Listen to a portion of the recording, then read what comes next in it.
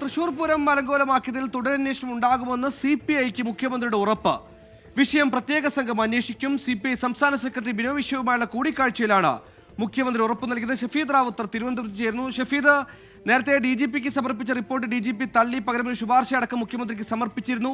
പിന്നീട് ആഭ്യന്തര സെക്രട്ടറി പരിശോധിച്ച ശേഷം വിഷയത്തിൽ ഒരു തുടരന്വേഷണം ആകാമെന്നായിരുന്നു മുഖ്യമന്ത്രി തീരുമാനമെടുത്തത്. ഒടുക്കം തുടരന്വേഷണത്തിലെ കാര്യങ്ങൾ നീങ്ങുകയാണോ? നാളെ ADGPക്കെതിരെയുള്ള റിപ്പോർട്ട് അടക്കം ADGPയുമായി ബന്ധപ്പെട്ട റിപ്പോർട്ട് അടക്കം വരുന്ന പശ്ചാത്തലം കൂടി ഉണ്ടല്ലോ, വിവരങ്ങൾ.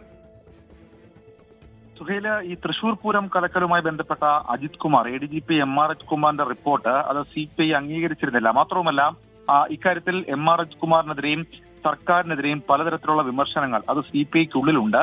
അത് ചില നേതാക്കൾ പരോക്ഷ വിമർശനമായി ഇതിനോടകം തന്നെ ഉന്നയിച്ചിട്ടുമുണ്ട്. ഇന്ന് വൈകിട്ട് മുഖ്യമന്ത്രി പിണറായി വിജയനുമായി CPI സംസ്ഥാന സെക്രട്ടറി ബിനോയ് വിശ്വം AK സെന്ററിൽ കൂടിക്കാഴ്ച നടത്തിയിരുന്നു. ഈ കൂടിക്കാഴ്ചയിൽ പലതരത്തിലുള്ള വിഷയങ്ങളുണ്ട്. ഏറ്റവും പ്രധാനപ്പെട്ട കാര്യം ADGP MRH കുമാറിനെ ക്രമസമാധാന ചുമതലയിൽ നിന്ന് മാറ്റണം എന്നുള്ളതായിരുന്നു. അടുത്ത കാര്യം, ഈ തൃശൂർ പൂരം കലക്കലുമായി ബന്ധപ്പെട്ട CPIക്കുള്ള അതൃപ്തി, അല്ലെങ്കിൽ ആ റിപ്പോർട്ടിൽ CPIക്കുള്ള അതൃപ്തി, അതും മുഖ്യമന്ത്രിയെ അറിയിച്ചു.